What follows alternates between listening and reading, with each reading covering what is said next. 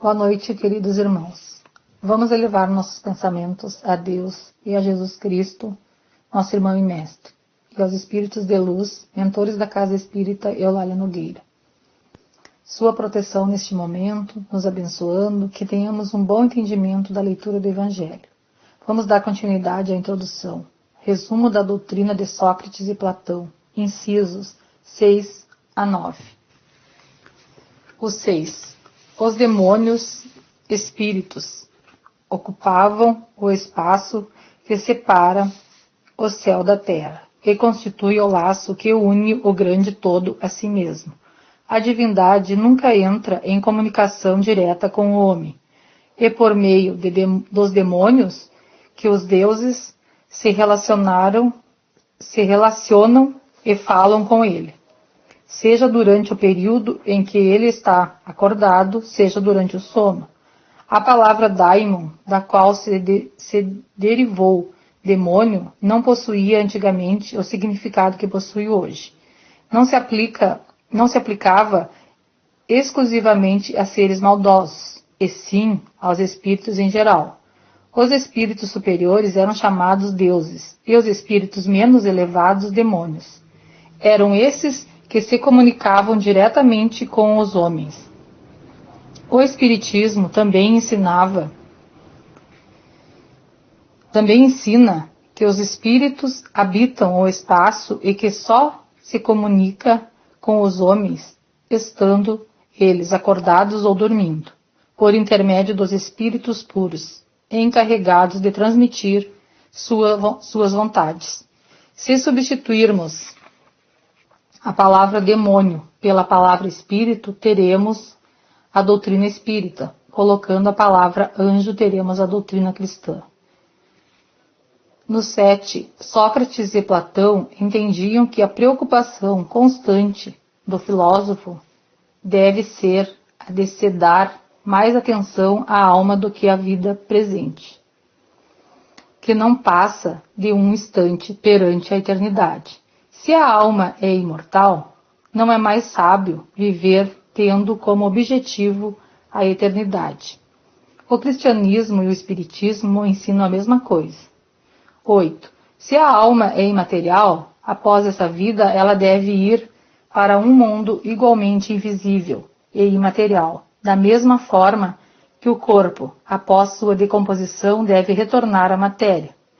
É muito importante distinguir bem entre a alma verdadeiramente pura e imaterial, que se alimenta da ciência e de pensamentos elevados, da alma mais ou menos manchada de impurezas.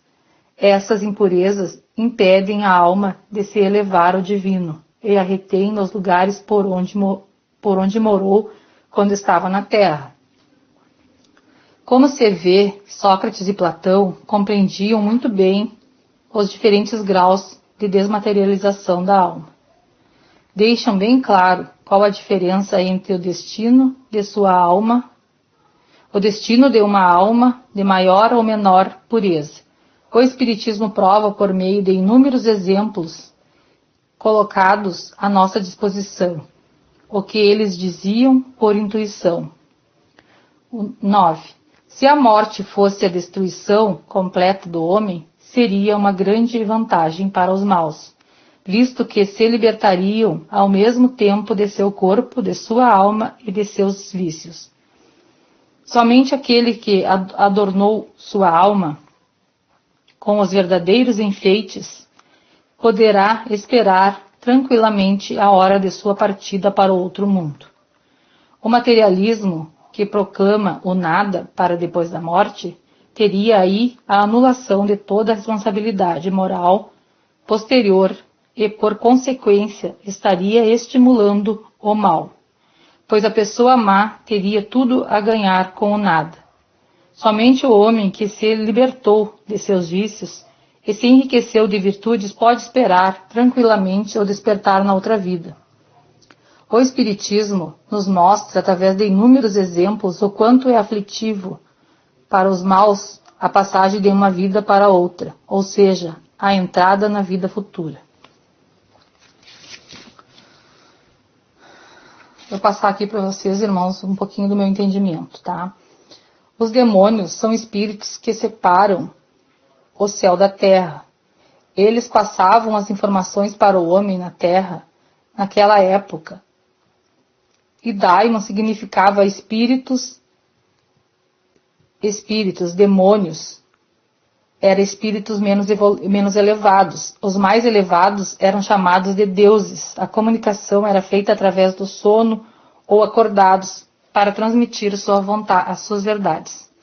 Sócrates e Platão já tinham a preocupação de nos passar que a alma é imortal. Se a morte fosse a destruição, seria uma grande vantagem para os maus, porque tudo acabaria com a morte. Somente o homem que se libertou de seus vícios, se enriqueceu de virtudes, pode despertar em outra vida tranquilamente. Por isso temos que nos preocuparmos com o nosso presente, semear o bem. Permanecendo com os nossos pensamentos elevados, vamos agradecer por mais esta oportunidade de estarmos encarnados. Vamos fazer um pouquinho de caridade, pedindo que os trabalhadores da casa, familiares, amigos, irmãos que frequentam nossa casa e irmãos que estão com seus nomes escritos para irradiações, que neste momento possam receber um passe, fortalecendo e os amparando com tudo que estão precisando.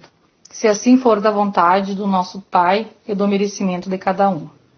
Que os nossos lares sejam visitados, hospitais, casa de passagem, presídios, irmãos que se encontram nas ruas, que recebam o tratamento necessário. Peço pela paz em todos os mundos habitados, pela fluidificação das águas, que os médicos e socorristas de Jesus coloquem o remédio necessário para tratar ou até mesmo nos curarmos, conforme nosso merecimento. Que o amor de Deus, nosso Pai, esteja sempre conosco. Que assim seja.